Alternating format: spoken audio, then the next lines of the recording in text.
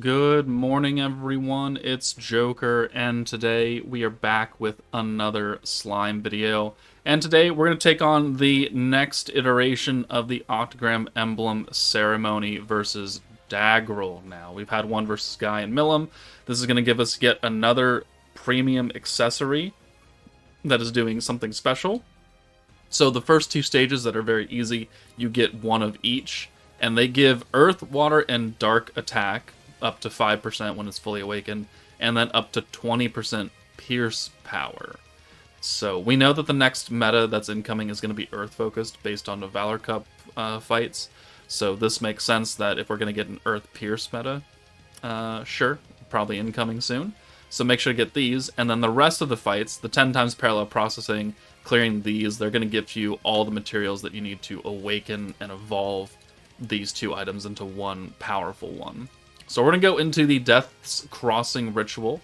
DAGGRULL should have the same kind of gimmicks that the other fights have. He's just now Earth, so he's weak to fire, so we're going to focus on a bunch of fire teams today that can get this done. And he nerfs greens, increases his Aegis power and defense, has Lord's Ambition on certain turns, and then has the invincibility on turn 5. So, okay. I mean, we can definitely get this done, probably with... there's a couple fire teams out there that we can use. So let's just go ahead and get started. Alright, first up, the most recent fire-focused team is going to be the Tales of Collab, which I know not a lot of people are going to have, so we'll just make this very, very quick. We're going to use the full meta. You don't need the full meta.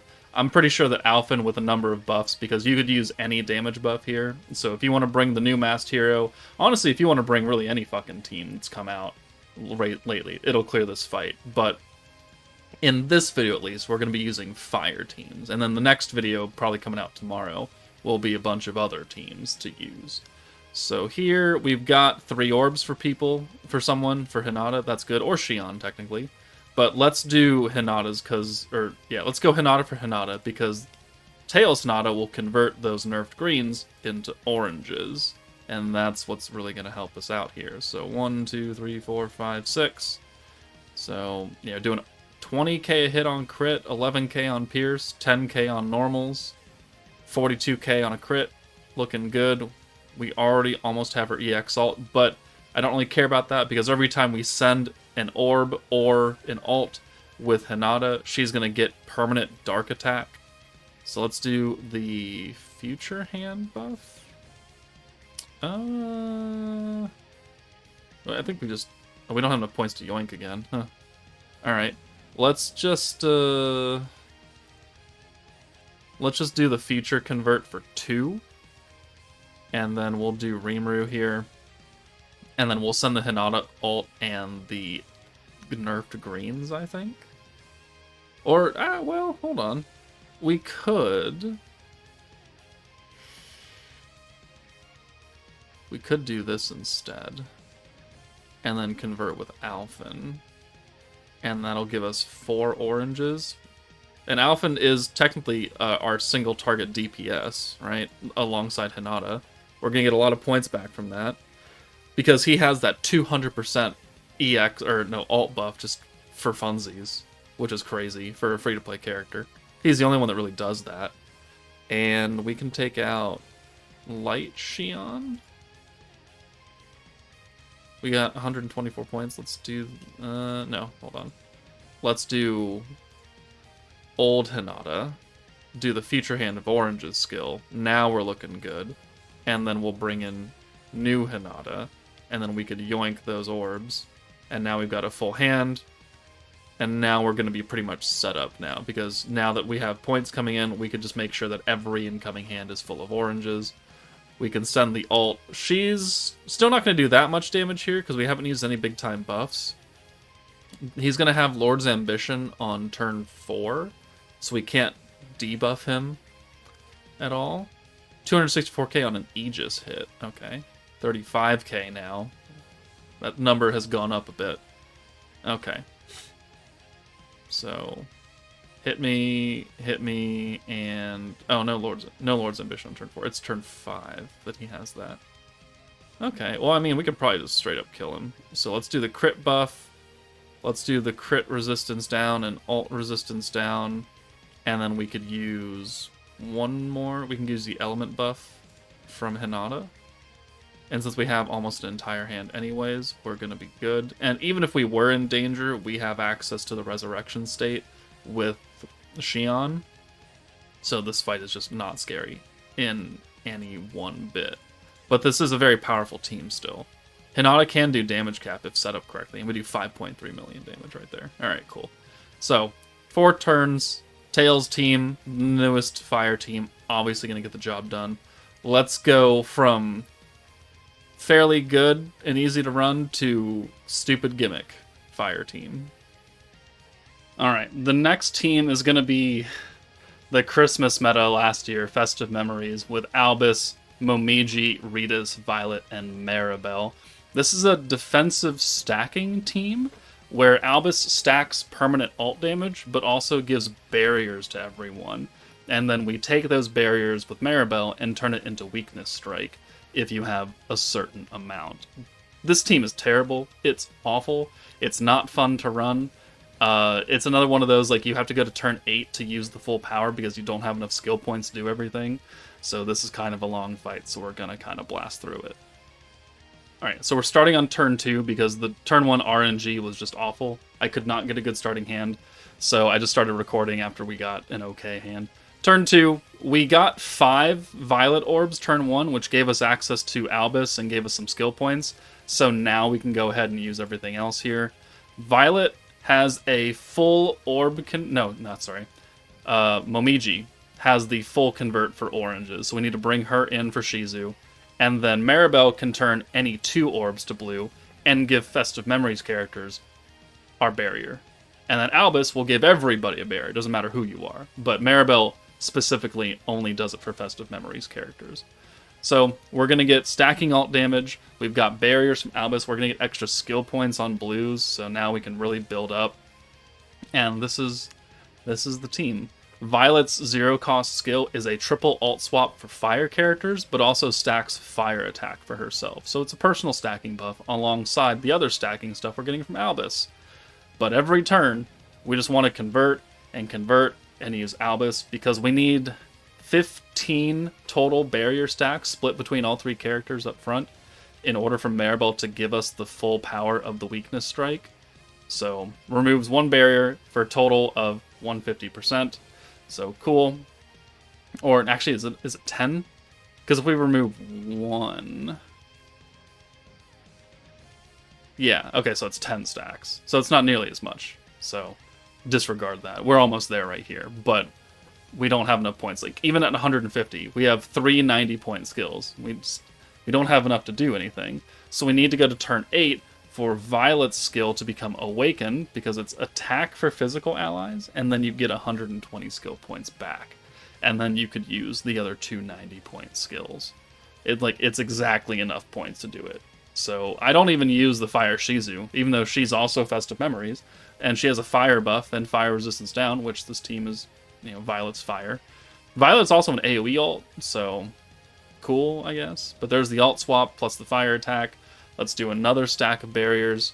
Albus also, if she doesn't already do enough, she passively resets your skill costs by 10 every turn. So skills will cost less and less and less as long as you don't use them. But if we have to convert with the same 2 characters every goddamn turn, it gets kind of expensive.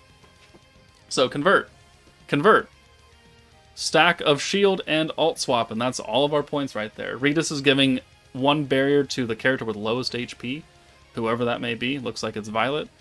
And then Albus, yet another stack for everyone. More ult damage. And we're on turn 5, so we're almost there. So we just need an EX ult for Violet now. But this team, when it came out, was just not a great team to run. Their beatdown battle was dumb because Trainee hit like a truck.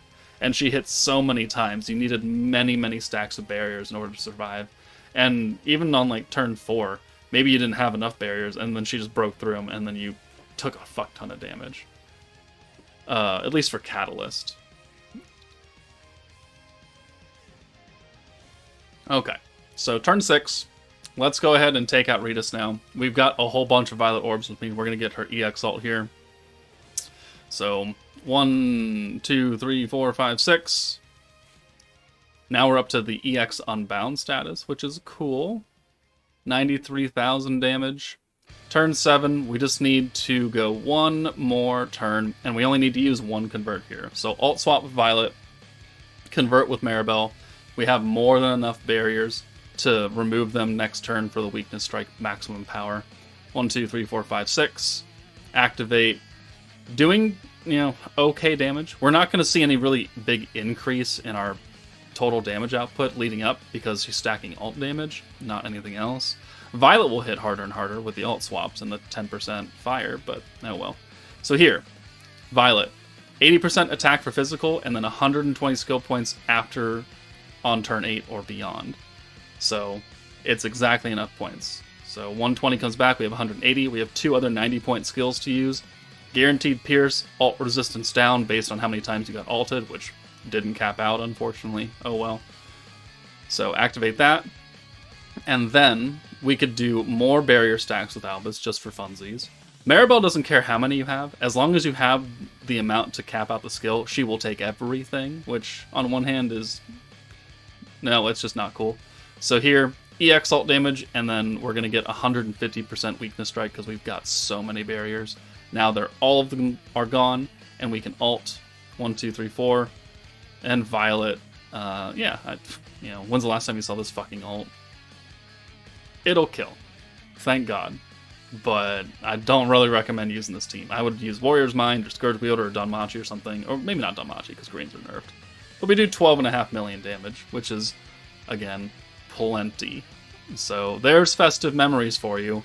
Let's move on to the next EX team on the list.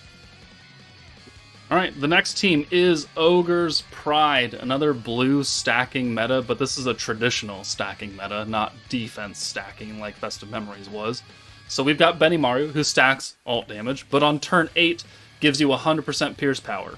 Spoiler alert, we're not going to turn 8.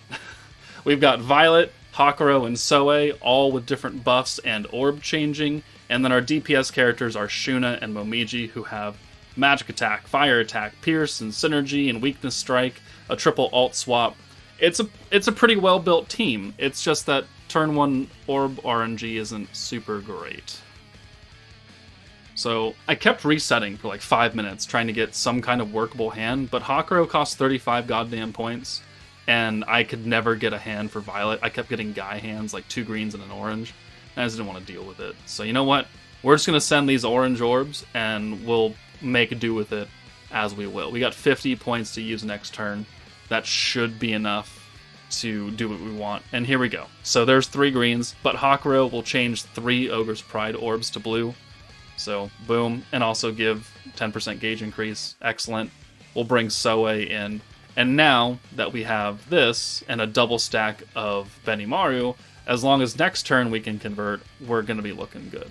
So Shuna is the single target DPS. She has the personal magic buff for 120%. Violet is giving 100%, but we would really use that for Momiji more than anything else. Because Shuna has a personal magic buff. Momiji has a personal fire buff. So they're both doing slightly different things in terms of their damage output. But Momiji is also giving synergy rate and synergy down, and then pierce, and then fire attack. Which the pierce is needed to activate Benimaru's 100% pierce power on turn 8. The synergy and synergy down is cool. Soe has attack for magic allies and then synergy power. So we're going on both sides here. And look at that. Now we've got plenty of points. We can alt swap, and we could again convert with Hakuro. So Hakuro getting some use, and then he could do a little bit of alt rushing here, just for funsies. Get a stack of Benimaru. We definitely don't need to go to turn 8 for this. Like, we don't need that extra 100% pierce power. This team will do 3 million damage in 5 or 6 turns or something. You don't need everything. Soe does want you to use like 300 skill points, and then he gets double the amount of synergy damage, so it goes up from 50 to 100%, which is cool. Still unnecessary. So let's do the alt swap. Let's again do the Hakuro convert, because the game apparently just wants me to have nerfed green orbs and no orbs for Violet to change. So Whatever, I guess. Make do with it as you will. These are not the only teams that you can use to clear this fight, obviously. These are just dedicated fire metas. We have, oh, actually, a whole hand of just Momiji and Shunas, so that's good. We're going to nuke next turn, on turn 6, once the Lord's Ambition is gone, and we can debuff him a little bit with Momiji. So, take the ult, not taking a lot of damage there, thank God. Cheeky counterattack just for fun. He's got the reverse stats, not a big deal. We'll bring Soe in for Hakuro, and we'll use 4 buffs right here. 1, 2, 3, 4. And then another stack of Benimaru for another 10% ult damage. And then we've got an EX ult for Shuna, a normal ult for Momiji, and if by some reason he doesn't die, we'll follow up. Shuna does 2.4 million, Momiji does 900k. So there we go. Ogre's Pride does not need to stack all the way up. I mean, honestly, does not need to be a full meta either with that kind of output. You just put some other support characters on. Again, you could use any kind of damage buff in this stage. So crit, pierce, Aegis, synergy, have at it. You're gonna kill. Let's move on now to the last EX team that people can get right now. Yeah. Alright, the last readily available Fire EX meta is Tempest Elite, because Konosuba doesn't really count if you can't get the Konosuba meta anymore. But they certainly would work, and they would work just like any stacking meta like we did for Ogre's Pride or something like that. But this will be the last team of the video because I just don't see a need. Oh, wow. It actually gave us a perfect convert turn 1, so Benimaru. Awesome.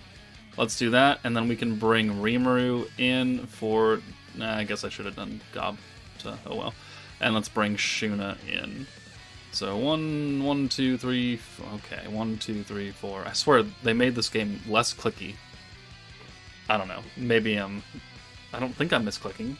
But this team is built on follow-up orbs and burn damage. So we could definitely make use of that. And training will give our highest attacking character a free ult gauge. So let's go ahead and convert. Full convert for Tempest Elite, and then do a 3-turn pierce buff for 30%. Ooh, so much power. Alright, and there's an ult for you. And hey, guess what? Take another one. EX ult. Turn 2. Look at that shit. Oh my god, it's so good. And then we got follow-up orbs. And then we'll apply some burn damage next turn because I don't have enough points to do it right now because we're 2 points shy. 22k hit. Okay. Benimaru, 20k. And then Rimuru with 82 being type advantage. And then the follow-up orbs doing fun damage there. And look at all the Rimuru orbs. Look at that shit. Okay. Well, let's put... I mean, we could probably nuke him right here. Let's put a burn stack on. It lasts for 2 turns, so we can get away with it. Let's do that. Let's do... Diablo? We don't have enough points to use Shuna's convert now.